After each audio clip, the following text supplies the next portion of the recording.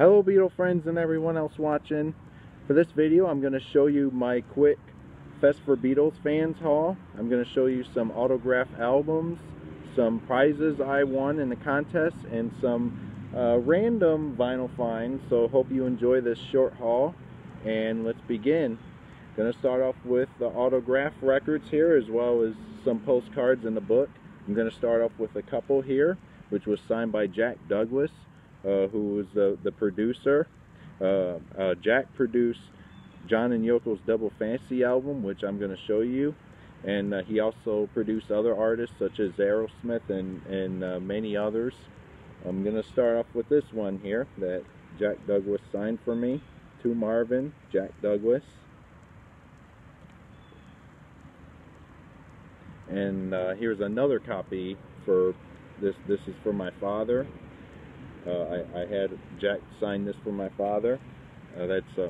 What's funny about this one, I asked him if he's heard this pressing, which is a Nautilus pressing of the album, and he said no. After he signed it, he took out the record to look at the information that was scribed on the dead wax. He took like 5 minutes looking at the record, which is interesting. And Jack had a great presentation. I really enjoyed his presentation at the main ballroom where the fest is, the stages. So that's Jack Douglas. I'm going to show you a couple postcards here signed by Little Nicola, who's the girl that you see here in the Magical Mystery Tour film. There she is right there. She's not little anymore, she's a grown-up. Her name's actually Nikki Hale. She's for those who don't know, Little Nicola, who's Nikki Hale, she's been living in Chicago for about 30 years, and one of the people who run the fest was trying to get her to be the guest, and it took her a long time, and finally she was able to get Nikki, Nicola, at the fest this year. And what's sad was that I forgot to bring a Magical Mystery Tour movie copy of the movie or the album. I had to get the postcards. I really wanted her to sign the photo of her sitting on John's lap, but she said she couldn't get rights for that. So these are a couple of unseen photos from the making of Magical Mystery Tour. Here's one where they're on the bus. You can see Ringo throwing a soccer ball right there. That's her autograph. And this one's at a dinner. She's sitting right there with Paul. And the story with for those who own the album, here's the information on the back here. For those who own the album on vinyl, if you look at the track list for the Magical Mystery Tour album or EP, you'll see in parentheses, "No You're Not," said Little Nicola. And I asked her the story of that, and she told me that at this dinner here, forgot to mention there's also John and George here, so that's all of them. While they're having this dinner here, a private dinner here, they were playing "I Am the Walrus," and when it got to John singing "I Am the Walrus" on the recording, she goes, "No You're Not." So that was a story of why you see "No You're Not," said Little Nicola on the after the song, on the track list for "I Am the Walrus," for the Magical Mystery Tour album. You can see "I Am the Walrus, No You're Not," said Little Nicola. That was the story of that she actually said "No You're Not" while listening to the recording of it at this private dinner here. So Little Nicola, hope you enjoyed seeing those postcards. She was really nice. I enjoyed talking with her while I was waiting for her to sign. She gave me one of the postcards free, I'm happy to say. So alright, now on to the big thing at the fest. Jeff Emmerich.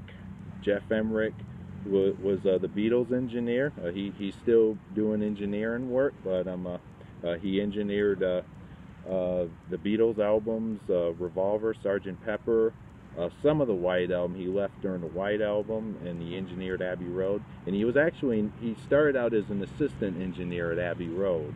He was there from the beginning of since the first Beatles session in '62, where he was actually the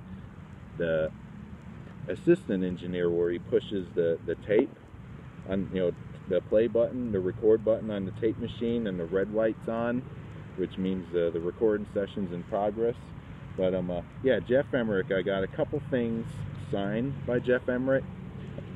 Now, before I show the autographs, I should say that I had to pay money to get Geoff Emerick's autograph. I had to pay money to have him sign an album and also for the book.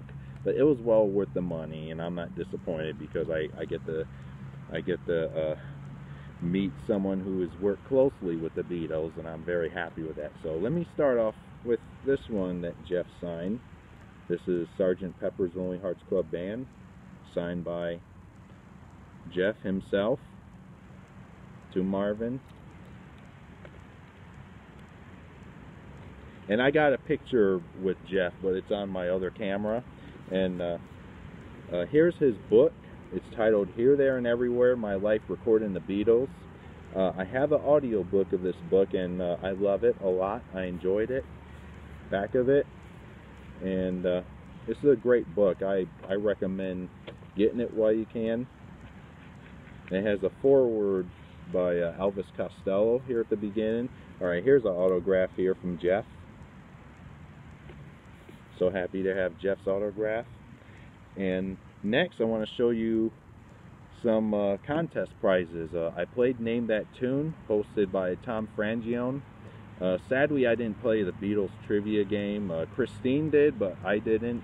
After the Name That Tune game, I've decided I've had enough of being up there at the podium, so Name That Tune was enough. So I won Name That Tune. I won both rounds. Round 3 and the final round, where all the winners play.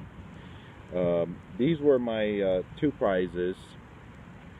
This is the Sgt. Pepper 2017 reissue. This is the standard CD set. This is not the one with the outtakes. This one I plan to keep sealed. My next prize is a book by David Bedford, The Fab 104, The Evolution of the Beatles, from the Quarrymen to the Fab Four. Very nice to have this book. This is a book about the history of the Beatles between 1956 to 62. I haven't read this yet. It looks like a good book. Next time I see David Bedford, I'm gonna have to try to get him to sign this. So, all right, I'm gonna close off this Fest Haul video with some random vinyl finds. It was Sunday night, and I was bored, and I was looking around, and there was a guy who had all the records, all the Beatles records, different pressings from different countries displayed in the room, and he at the same time he also had some records for sale, and I picked up a couple of random 45s. So, all right, first of the 45s is actually an EP. This is the All My Lovin' EP from Australia. This is the first pressing, the guy told me. I like getting Australian records, but I don't know which pressing's what. If it looks clean, then I would assume it's a 70s repressing, but not this one. This is a first pressing, and it's nice. Got some flaws on it. And here's the record.